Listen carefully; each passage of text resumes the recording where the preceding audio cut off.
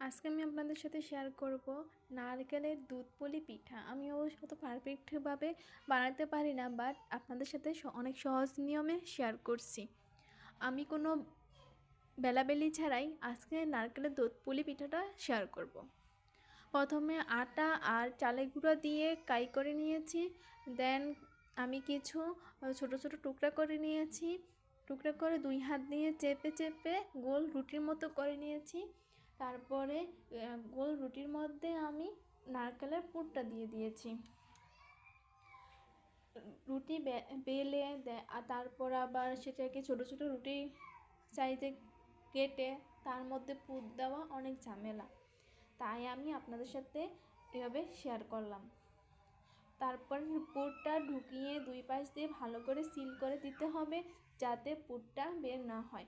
আমি আজকের পিঠাগুলোতে কোনো তেলেও ভাজিনি, স্টিমারে ভাপও দিইনি, সরাসরি দুধ জাল করে দুধের মধ্যে দিয়ে দিয়েছি।